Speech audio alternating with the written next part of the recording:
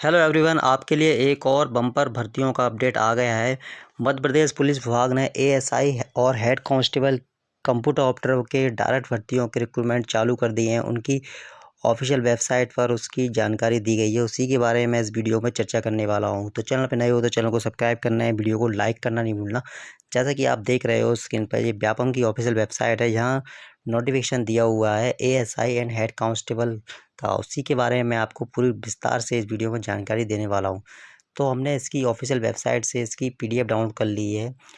Madhya Pradesh police विभाग की ये भर्ती है, जिसमें एएसआई और हेड कांस्टेबल कंप्यूटर ऑपरेटर के पद हैं, जिनमें अलग अलग क्वालिफिकेशन मानी गई है। इसकी प्रोसेस क्या है, इसकी डेट क्या है, उसके बारे में इस पूरा चर्चा करने वाला हूँ। जैसा कि डेट स्क्रीन पर देख रहे हैं आप, 5 फरवरी 2026 से फॉर्म भरना चालू हो गए हैं इसके, और 19 फरवरी 2026 की लास्ट डेट रखी गई है। वहीं करेक्शन की बात करें तो करेक्शन इसका 24 फरवरी 2026 तक आप इसमें करेक्शन करते हो। और भूलवश आपसे कोई फॉर्म भरते समय बाय मिस्टेक कुछ गलती होती है तो उस पीरियड में आप इसमें करेक्शन या सुधार कर सकते हो। एग्ज़ाम की बात करें तो 24 मार्च 2026 से एग्ज़ाम परीक्षाएं होंगी। अलग अलग शिफ्ट, अलग अलग पालियों में परीक्षा होंगी। तो आपका जिस भी पाली में फॉर्म पड़े, एग्ज़ाम पड़े, तो उसमें आप दे सकते हो। एग्ज़ाम आपका 2 शिफ्ट में रहेगा, पहली और दूसरी शिफ्ट रहेगी। फॉर्म फीस इसमें दी हुई है 500 रुपये जनरल कैटेगरी की है, यानी SC ST EWS की फ़ीस इसमें 250 रुपये रखी गई है। प्लस जो MPO का पोर्टल चार्ज रहेगा वो आपका इसमें अलग से इंक्लूड होके आएगा। तो आप अपने हिसाब से देख लेना। और पुलिस विभाग की इसमें फ़ीस इस बार जनरल के लिए 200 रुपये एक्स्ट्रा, और अनरिजर्व और रिजर्व कैटेगरी जैसे कि SC ST OBC और महिलाओं के लिए 100 रुपये एडिशनल फ़ीस में ऐड होकर आएगी। तो आपकी 250 रुपये वो और 100 वो मिला के आपका 300 साढ़े 300 के समथिंग आपका पे बन सकता है।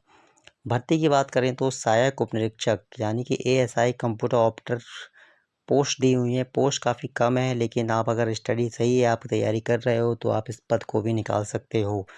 जैसे कि ASI का टोटल 14 पोस्ट है, जिसमें से ओपन जनरल कैटेगरी के 2 दी हुई हैं एंड काल्पनिक 1 दी हुई है। SC ST की बात रखा है इसमें, और EWS को भी इसमें कैटेगरी दिया है। OBC को भी इन्हें एक एक पद इनमें दे रखे हैं। एक्स सर्विसमैन के लिए 10% कोटा अलग रिजर्व रखा है, एंड फीमेल के लिए 35% भर्तियाँ अलग से निकाली है। यानी 14 में से आपका ये 40 और 40 निकाल के आपका दिया है। भाई हेड कांस्टेबल की बात करें तो हेड कांस्टेबल पद भी इसमें 75 टोटल पद दिए हुए हैं। जैसे कि आप स्क्रीन पर देख रहे हो, वो भी कैटेगरी वाइज बांट दिए गए हैं। फीमेल की अलग हैं जो कोटे दिया हुआ है, एक्स सर्विसमैन का कोटा अलग दे रखा है इन्हें, और कैटेगरी वाइज ने भर्तियाँ अलग बांट रखी हैं। जैसा कि आप स्क्रीन पर इसमें देख रहे हो।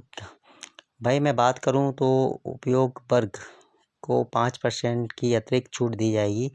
जो NCC या कोई स्पेशल कैटेगरी के कैंडिडेट हैं, जैसे कि आप स्क्रीन पर देख रहे हो, निर्वाचन अतिशय कर्मचारी या अतिशोषी कर्मचारी या वर्मा एंड शिलोंग से आए हुए नागरिक, या फिर NCC का C सर्टिफिकेट आपके पास होगी तो 5% अतिरिक्त अंक आपको बोनस के तौर पे दिए जाएंगे। पे लेवल की बात करें तो इसमें ASI कंप्यूटर ऑपरेटर के लिए 28,700 बेसिक से 91,300 बेसिक तक इसका पे रहेगा। वहीं आपको हेड कांस्टेबल की बात करें तो 25,300 से लेके 80,500 का इसमें बेसिक पे रहेगा। जो एडिशनल न्यूनतम भत्ते दिए जाते हैं वो अलग से आपको इसमें ऐड कर दिए जाएंगे। और वेतन जैसा कि आपका स्क्रीन पर देगा, प्रति वर्ष 70% रहेगा, और दूसरी साल आपका 80% एंड तृतीय वर्ष 90% स्टाइपेंड इसमें दे रहेगा।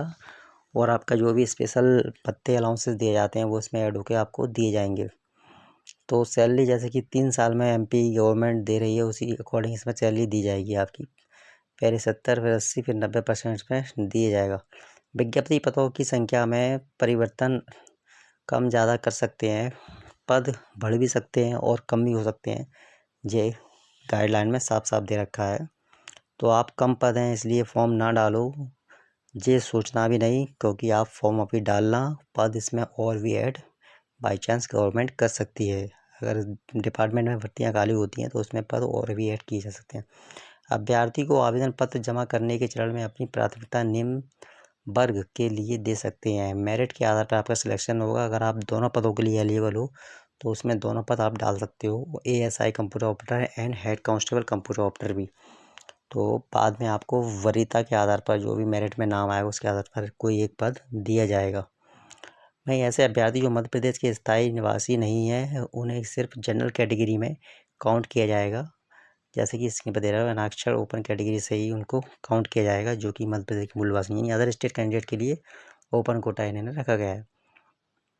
भाई न्यूनतम अर्हता की बात करें यानी क्वालिफिकेशन की बात करें तो न्यूनतम क्वालिफिकेशन जैसे कि आप स्क्रीन पर देख रहे हो, न्यूनतम क्वालिफिकेशन सहायक उप निरीक्षक कंप्यूटर ऑपरेटर के लिए न विश्वविद्यालय अनुदान आयोग से एफिलिएटेड संस्था यानी कि विश्वविद्यालय से मान्यता प्राप्त संस्थाओं से कंप्यूटर या फिर इंफॉर्मेशन टेक्नोलॉजी विषय में स्नातक या स्नातकोत्तर होना चाहिए, या फिर नीचे दिया हुआ है पॉलिटेक्निक 3 साल का जो पॉलिटेक्निक डिप्लोमा होता है कंप्यूटर रिलेटेड या IT से, वो होना चाहिए, तभी आप ASI कंप्यूटर ऑपरेटर के लिए अप्लाई कर सकते हो, अन्यथा इसमें आप अप्लाई नहीं कर सकते। वहीं प्रधान आरक्षण यानी कि हेड कांस्टेबल कंप्यूटर ऑपरेटर की बात करें तो इसमें मान्यता प्राप्त विश्वविद्यालय से उच्चतर माध्यमिक प्रमाण पत्र और 10+12 भौतिकी विज्ञान यानी कि 12th फिजिक्स केमिस्ट्री मैथ वाले और प्लस 1 साल का डिप्लोमा इनके पास होगा, वो हेड कांस्टेबल में अप्लाई कर सकते हैं। या फिर उसमें भी पॉलिटेक्निक, अगर 3 साल का आपके पास पॉलिटेक्निक डिप्लोमा है तो भी इसमें आप अप्लाई कर सकते हो। ये तो आपकी क्वालिफिकेशन हो गई है। इन संबंधित अगर आप पे क्वालिफिकेशन है तो दी जाएगी। शैक्षणिक अर्हता में कोई छूट नहीं दी जाएगी, इसके संबंध में कमेटी साफ कह रही है। जो भी शैक्षणिक क्वालिफिकेशन है वो आपका कंप्लीट होना चाहिए। आयु आपकी 19 फरवरी 2026 से कैलकुलेट की जाएगी। 19 फरवरी 2026 डेडलाइन दी है, इसी से आपकी आयु की कैलकुलेट की जाएगी। इसमें कम या ज़्यादा नहीं होना चाहिए आपको, जो कि इसमें साफ साफ दे रखा है। एज रिलैक्सेशन की बात करें तो मध्य प्रदेश के अनारक्षित वर्ग यानी कि जो जनरल कैटेगरी कैंडिडेट है उनके लिए 33 तक मैक्सिमम एज रखी गई है, 18 से 33 तक। और महिलाओं के लिए इसमें 5 साल की अलग से छूट दी गई है, यानी कि और रिजर्व कैटेगरी है उनको भी 33+5 38 साल तक वो भर सकते हैं। और स्पेशल कैटेगरी यहाँ भी दी रखी है इसके अंदर, जैसे कि हैंडीकैप्ड या कोई स्पेशल कैंडिडेट होते हैं तो उनके लिए 5 साल एडिशनल छूट है, यानी 5+5 10 ईयर, यानी कि 43 तक वो अप्लाई कर सकते हैं। वही महिला भी 43 तक इसमें अप्लाई कर सकती हैं अगर वो विक्रम पुरुष सम्मान खिलाड़ी से या अंतर विभागीय योजना के अंतर्गत आती हैं तो उसमें अप्लाई कर सकते हैं, जिनमें 10 ईयर की छूट दी जाएगी उनको। आगे चलें तो आगे बात करें जैसे कि दिया है केवल मध्य प्रदेश के आदिवासी अभ्यर्थियों के लिए दी गई है रिलैक्सेशन, अन्यथा किसी के लिए नहीं है। परीक्षा योजना जैसे कि प्रथम चरण हिंदी भाषा में बहुविकल्पीय क्वेश्चन आएंगे, मल्टीपल चॉइस आपके क्वेश्चन रहेंगे इसमें। और प्रथम चरण में 2 पेपर होंगे, पहला आपका बहुविकल्पीय रहेगा, उसी के अंदर दूसरा पेपर आएगा केवल तकनीकी पदों के लिए, प्रथम तकनीकी पदों के लिए, जो कि 100 अंक बहुविकल्पीय अलग से दिए जाएंगे। सेकंड चरण इसमें दिया हुआ है, सेकंड चरण में शारीरिक परीक्षा दी हुई है, यानी कि आपका जो फिजिकल रहेगा वो सेकंड चरण में रहेगा, तो शारीरिक दक्षता परीक्षा। और इसमें भी 2 हैं आपके, तकनीकी प्रयोग परीक्षा होगी इसके अंतर्गत, जो कि आपका ASI और हेड कांस्टेबल दोनों के लिए दी जाएगी, जैसे कि आप स्क्रीन पर देख रहे हो। तकनीकी परीक्षा में जो आपका टाइपिंग टेस्ट या फिर कंप्यूटर रिलेटेड जो भी क्वेश्चन है उस टाइप के क्वेश्चन आपके किए जाएंगे। सिलेबस की जानकारी मैं आपको नेक्स्ट वीडियो में आपको बता दूंगा। और जैसे कि आप हाइट वगैरह की बात करें तो इसमें फ़िज़िकल नॉर्मल फ़िज़िकल रखा गया है, ज़्यादा कोई फ़िज़िकल नहीं है। क्वेश्चन भी दिए हुए हैं, 100 नंबर का आपका पेपर रहेगा, मल्टीपल चॉइस रहेंगे इसके अंतर्गत, माइनस कोई मार्किंग नहीं दी गई है। अगर आपका कोई क्वेश्चन गलत होता है आपकी माइनस मार्किंग नहीं काटी जाएगी।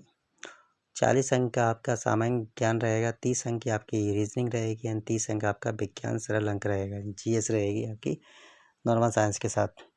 हाँ देखो फिजिकल में ये आपका हाइट नापी जाएगी, जैसे कि ASI में दी जाएगी 160 एंड महिलाओं के लिए 155 दी हुई है।